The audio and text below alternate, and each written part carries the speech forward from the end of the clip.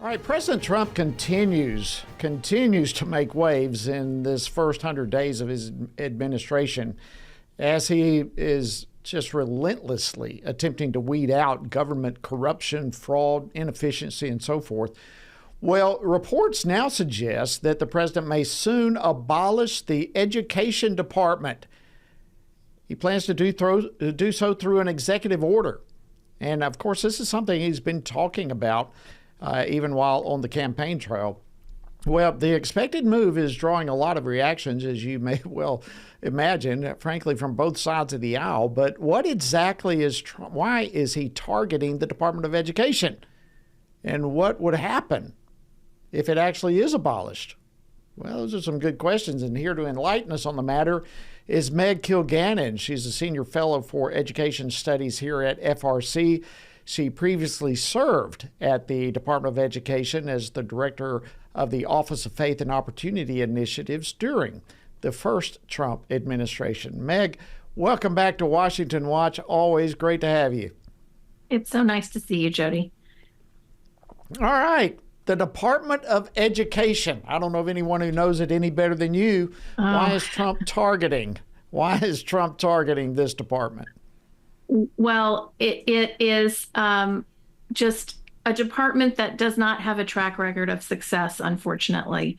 It was created in the Carter administration, and since its creation, sadly, student achievement has declined instead of increasing. And I really love the comments that Secretary McMahon made today in the clip on the news segment. She talked about the point isn't to close the department. The point is to increase student achievement. The point is to deliver a quality education to America's school children.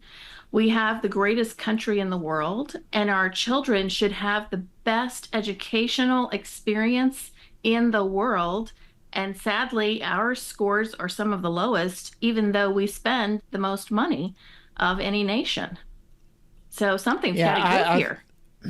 Yeah, something's got to give. And I, like you, I was extremely impressed with her comments on that. I thought it was very mature and very focused on what the outcome is that we all want. And obviously, the federal Department of Education is not accomplishing that.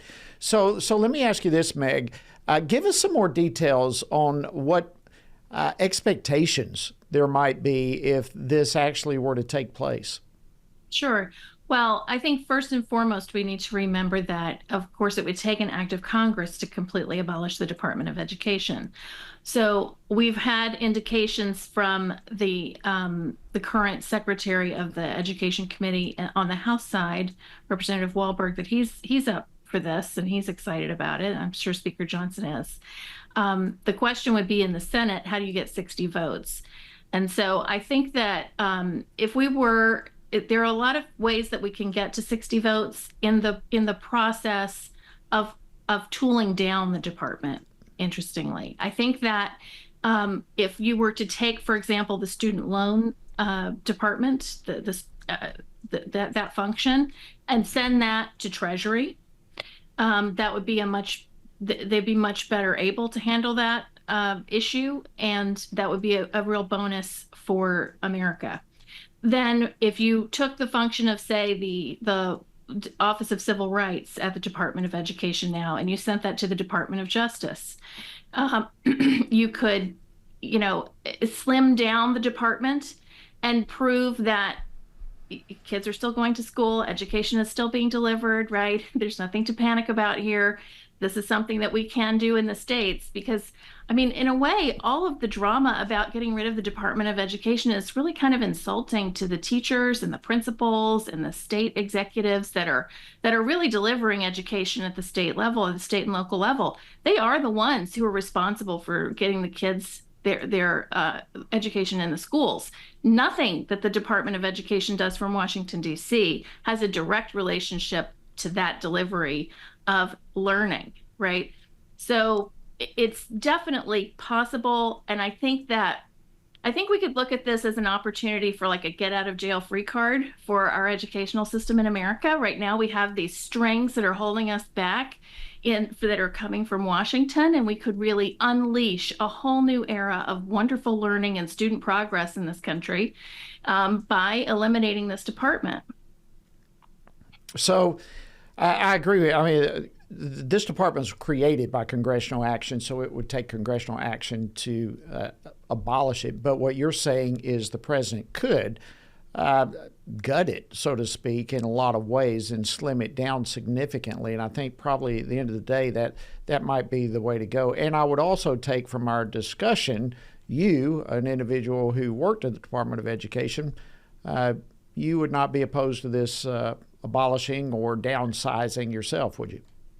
I strongly support this move. Yes, I think that I think that it's nothing against the fine people who are working at the department. I know that they're there and they're trying to do a good job. I think that it's just something that is by its very nature and design, it's destined to fail because the education of children is the purview of parents. And so that education has to be delivered and governed at the very closest level to the family unit that you can have, which is, of course, your locality. So the further you get a locus of control away from the parent, the worse the outcomes are going to be. And so It's just time for us to do this. Wow, and you're not the only one. I know Tim Walberg, the chairman of that particular committee, he, as you mentioned, he supports this as well. Thank you so much, Meg Kilgannon, for your insights and for your leadership at FRC as a Senior Fellow for Education Studies. Have a great weekend.